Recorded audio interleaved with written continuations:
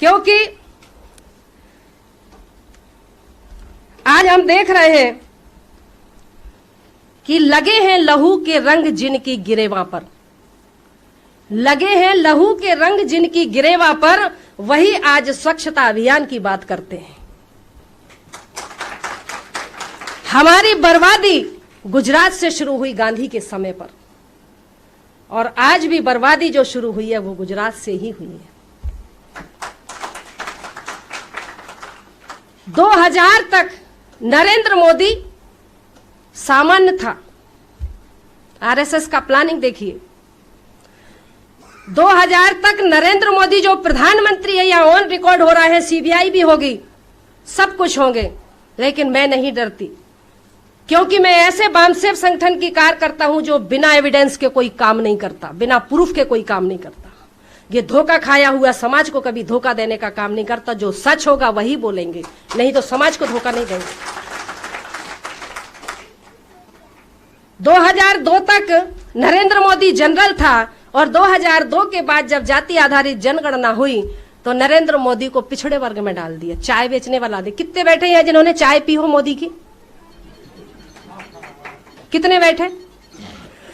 आप देखिए, जब नरेंद्र मोदी स्कूल कॉलेज में पढ़ते थे उस वक्त कंप्यूटर चलता ही नहीं था, लेकिन नरेंद्र मोदी की मार्कशीट कंप्यूटर से बन करके आ रही है। मैं पूछती हूं, पहले बीए होता है या एमए होता है? पहले बीए होता है ना, उसके बाद ही तो एमए होगा ना, लेकिन पहले बीए एमए करा, उसके बाद बीए करा। सोचिए, कार्यपालिका, न्यायपालिका, विधायिका और मीडिया पर, ये बिकाऊ मीडिया पर आज ब्राह्मणों का कब्जा है। आज हाई कोर्ट में, मतलब सुप्रीम कोर्ट में 21 जज हैं, 21 में से 19 ब्राह्मण हैं। प्रधानमंत्री कार्यालय में एक भी एससी एसटी का नहीं है, ओबीसी का नहीं है, पूरे के पूरे सवर्ण भरे हुए हैं। क्या व्यवस्था है, क्या प्लानिंग है? बाबा साहब ने 1927 में मनुस्मृति की होली जलाई थी। इसकी 2027 में संविधान की होली जलाने का प्लान है। मैं ये आपको लिख करके देती हूं। अगर भारत में बाबा साहब का संविधान नहीं बचा तो हम और आप नहीं बचेंगे, ये निश्चित मान के चलिएगा।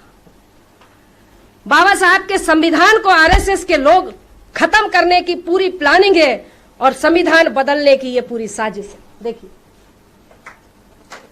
ये मैं बता रही, भारत का संविधान बदलने की पूरी साजिश है। मालेगांव बम ब्लास्ट में जब पंडित प्रज्ञा ठाकुर ने मालेगांव बम ब्लास्ट किया तो उस वक्त उसका नार्को टेस्ट हुआ।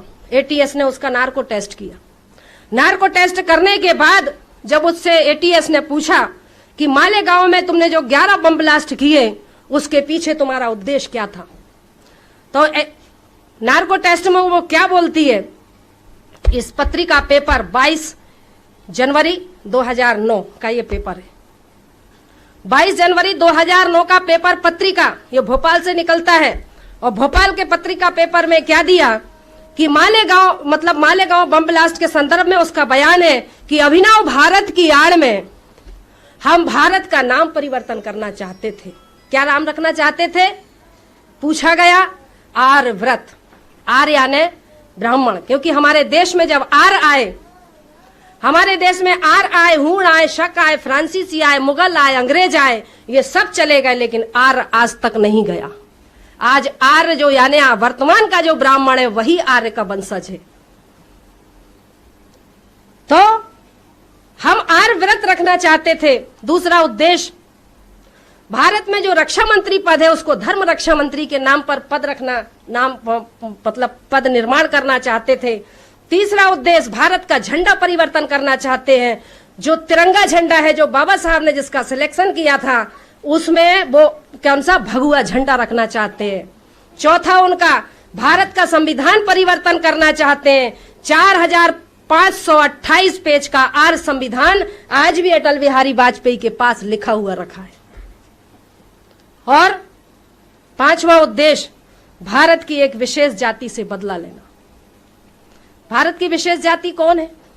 अगर संविधान बदलना चाहते हैं तो हम हुए, नहीं बदलना चाहते हैं तो मुस्लिम हुआ। मैंने सोचा मुस्लिम होगा, लेकिन नहीं साथियों, मुस्लिम कोई विदेश से आया हुआ नहीं है। ब्राह्मणों के अत्याचारों से दुखी होकर के ही हमारे ही लोगों ने इस्लाम धर्म को कबूल किया। ये हमारे अपने लोग हैं जिनको हम अपना दुश्मन मानते हैं, लेकिन ब्राह्मणों ने SC ST OBC को हिंदू बना करके आज मुसलमानों के विरोध में लड़वाने का काम करता है। भारतीय संविधान के अनुच्छेद 340, 341 और 342 के तहत अनुसूचित जाति, आदिवासी, पिछड़े वर्ग के लोग हिंदू नहीं हैं, फिर भी हम हिंदू कहे जाते हैं। हिंदू का मतलब होता है जो दीन होता है, जो दलित होता है, जो तिरस्कृत होता है, जो चोर होता है, वो हिंदू। क्योंकि जब अकबर हमारे देश में आया था, जब उसने जजिया कर मांगा था और जजिया कर देने से ब्राह्मणों ने मना कर दिया था, उन्होंने कहा कि तुम भी विदेशी, हम भी विदेशी, यहाँ के लोगों से लो ना। कहते ये तो हीन है, ये तो देते ही नहीं है, ये तो तिरस्कृत लोग हैं, बहिष्कृत लोग हैं। तो उन्होंने हमको नाम दिया था हीन। फिर इन्होंने बाद में हिंदू 1922 में RSS के लोगों ने, जो हैंड-गवार, जो ढोरों का डॉक्टर है ना, RSS का स्थापना करने वाला हैंड-गवार जो ढोरों का डॉक्टर है, उसने 1922 में आर्य समाज की स्थापना करी, हिंदू महासभा की स्थापना करी। और उसने 1922 के बाद 1924 में उन्होंने जनसंघ का निर्माण किया, आर्य समाज का उसका निर्माण किया 1924 में, और 1980 में फिर उसको भारतीय जनता पार्टी का नाम दिया।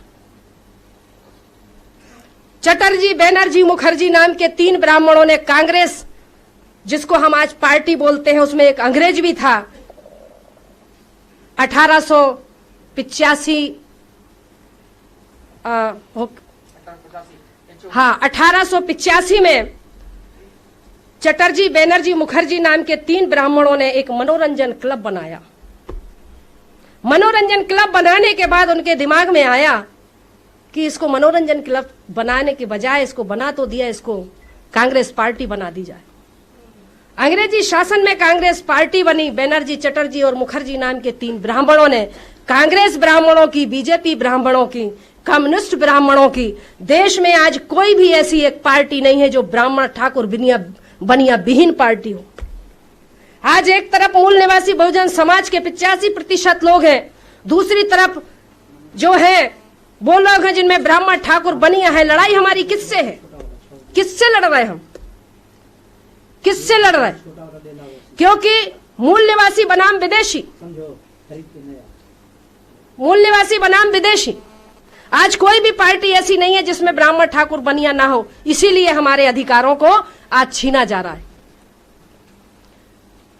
जब जब हमारे सेनापतियों का नेतृत्व भर करके आता है, तब तब हमारे सेनापतियों का शिकार होता है। संत कबीर का शिकार हुआ, संत रविदास की हत्या हुई, छत्रपति शिवाजी महाराज के दाहिने अंग से उनके मतलब यानी ब्राह्मण ने, कोकोनस्थ ब्राह्मण ने 500 मोहरें लेकर के दाहिने पैर के अंगूठे से छत्रपति शिवाजी महाराज का राज्याभिषेक किया। छत्रपति शाहू जी महाराज ने 1901 में सबसे पहले आरक्षण देने का काम करा कि अधिकार वंचित जो समाज है इसको मैं आरक्षण दूंगा। 1901 में 1908 में अंग्रेजों ने सोचा कि ये वाकई में अधिकार वंचित समाज है, इनको कुछ देना चाहिए, क्योंकि छत्रपति शाहू जी महाराज जो कोल्हापुर के राजा थे, उन्होंने 50% इस वंचित समाज को आरक्षण दिया, जिनको इसीलिए उनको आरक्षण का जनक कहा जाता है। 50% आरक्षण 1908 में अंग्रेजों ने विचार किया और 1935 में अंग्रेजों ने इसके लिए एक कानून बनाया कि इनके लिए अधिकार मिलना चाहिए। और 1942 में बाबा साहब ने इस अधिकार वंचित समाज को हक और अधिकार के लिए आंदोलन किया। और 1930, 31, 32 में गोलमेज सम्मेलन में जाकर के बाबा साहब ने हमें 3 अधिकार लेकर के आए। प्रतिनिधित्व का अधिकार, 2 वोट का अधिकार, प्रौढ़ता का अधिकार। इस बनिया गांधी ने 3 दिन का उपवास रहा, मतलब 1931-32 में यरवदा जेल में व्रत पर रह गया और कहने लगा मैं दलितों के लिए जो तू अधिकार ब्रिटिश शासन से लेकर के आया है, मैं अपने जान की बाजी लगा दूंगा, लेकिन तुझे अधिकार नहीं दूंगा तेरे समाज को। हम लोग कहते हैं दे दी हमें आजादी बिना खड़ग बिना ढाल, साबरमती के संत तूने कर दिया कमाल। आज हरिजन कहने वाला यही गांधी है। बाबा साहब ने कभी गांधी को मिस्टर गांधी कहते थे, गांधी जी कभी नहीं कहा। और किसी के लिए मैं सम्मान पूर्वक तरीके से बोलूं जिसने मेरे समाज का सत्यानाश किया, मैं उसको सम्मान दूं, यह किसी भी संविधान में नहीं लिखा, किसी भी संविधान में नहीं लिखा। जो मेरे समाज की हक और अधिकारों के और उनके अधिकारों को उनको भिखारी बना करके छोड़ने वाले हैं, मैं उनको सम्मान दूं, ये जरूरी नहीं है। भारतीय संविधान के अनुच्छेद 19 के तहत मुझे मेरे समाज के बीच में अपने हक और अधिकार की बात रखने का, अपने समाज को अपने समाज को जागृत करने का अधिकार है। इसलिए आज मैं इस मंच के माध्यम से बोल रही हूं। भारतीय संविधान के अनुच्छेद 52 के अनुसार अगर कोई राजनीतिक दल या कोई भी राजनीतिक दल या कोई भी सामाजिक दल अगर हमारे मूल निवासी बहुजन समाज को अधिकार वंचित करने का काम करता है या किसी समाज को करता है, तो हम सामाजिक समूह बना करके यानी अनुच्छेद 52 के अनुसार हम अपने समाज को जागृत करने का एक संगठन बना करके जागृत करने का काम कर सकते हैं। ये हमारा राइट है। किसी के बाप ने नहीं दिया हमको ये अधिकार, ये बाबा साहब ने दिया। भारतीय संविधान के अनुच्छेद 15(4) के अनुसार हमें समानता का अधिकार दिया, कुएं पर पानी पीने का अधिकार, नलकूप में जाने का अधिकार, कहीं पर भी जा सकते, होटलों में जा सकते, पार्कों में जा सकते। पहले हम नहीं जा सकते थे। हमारे पूर्वजों के गले में हंडी, कमर पे झाड़ू और कूले पे घंटा बंधा था कि शूद्र निकल रहा है। महात्मा फूले जो माली समाज के थे, महात्मा फूले ने आज इस समाज के अधिकारों को लड़ने के लिए उन्होंने सबसे पहले सत्य शोधक समाज की रचना करी, स्थापना करी, और उसी के अगेंस्ट में आरएसएस ने काय की स्थापना करी, काय की आर महासभा की। इस तरह से हमारी काट के लिए काम किया गया।